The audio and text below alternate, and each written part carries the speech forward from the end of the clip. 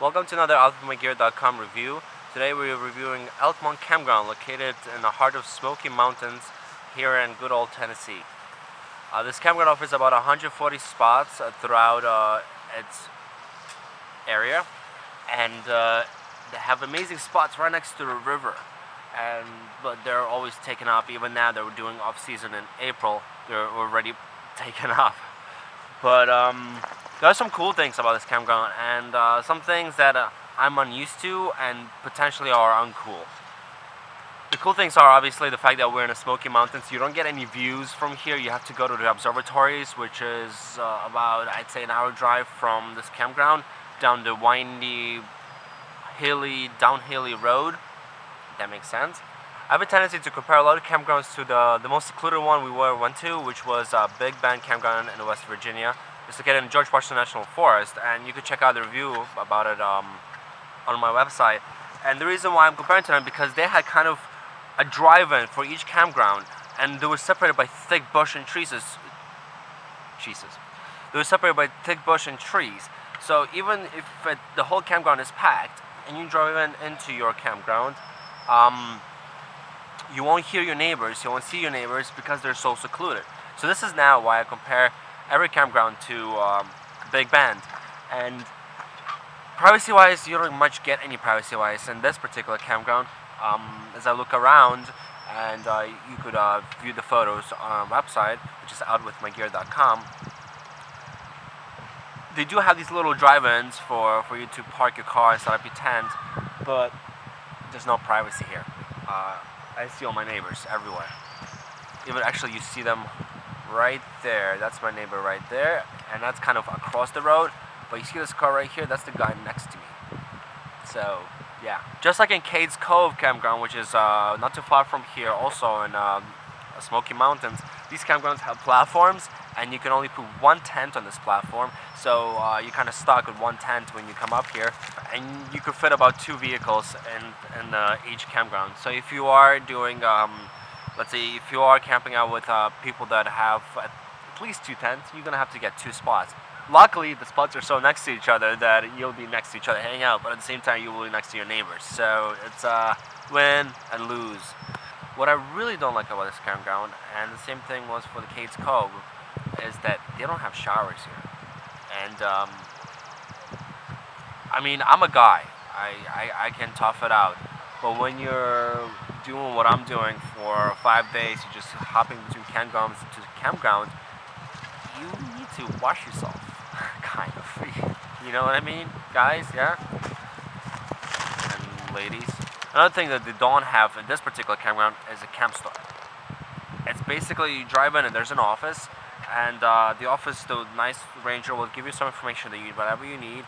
And they also have a little store where you buy ice and firewood. They do have some vending machines where you can get first aid kit and maybe some Snickers and some fishing gear, but that's about it. There's no actual camp store, nothing. And it's kind of sucks because the way out of this campground is a half an hour drive on a twisty, windy, wobbly road. And yeah, they don't have soap in the bathroom, so bring your own. At least they don't. Maybe right now, maybe during peak season they have it, but I don't even see that thing where they hang it between the sinks. They don't have soap, so bring your own. In terms of solitude of this particular campground, it is quiet, although there are a lot of people and there's kids and everything. And if you are camping out by the river, people are swimming, fishing, using tubing. It's still kind of quiet, and mainly because there's a big river over there, and it's so loud and it's going non-stop. It kind of drowns out the rest of the, little yuppity yup screams and things that kids do these days, whatever they do. So, in terms of solitude, it's as they say it, activities. There is no rental place in this campground for tubes or anything water flotational you could think of devices. But you do, however, can bring your own tube or air mattress and then just raft on it, to fool people, and you could just actually go down the river. It's very shallow. It's shallow at one point and a little deep in the other point, so keep that in mind. The water is pretty cold at the moment, but could go swimming and fishing.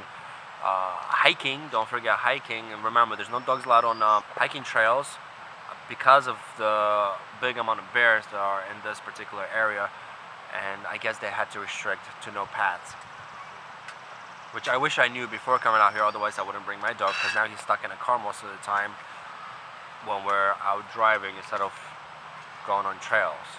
Upon entering to this campground, we found this note of a missing person, and since I'm doing this video, I feel like it's obligation for me to show you this note.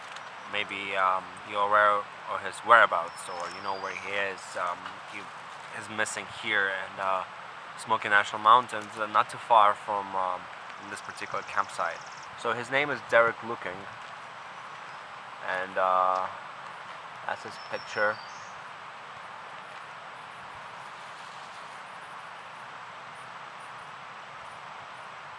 If you know who this person is, or any idea of whereabouts or where he went, that would be fantastic. So let me just give you a quick overview of what his name is Derek, has been missing since Saturday, March 17th, 2012, so it's pretty recent. His vehicle was found on Newfoundland Gap overlook at the head of the Appalachian Trail, so chances are he may be tackled up a glacial trail, and you don't know after that. He's 24 years old, he's 5'11", 220 pounds, short brown hair and beard. He was seen wearing a dark gray sweatshirt and black track pants with a white line down the side of the tennis shoes. He was wearing dark blue or black backpack. He does not have any park trail maps and has minimal supplies.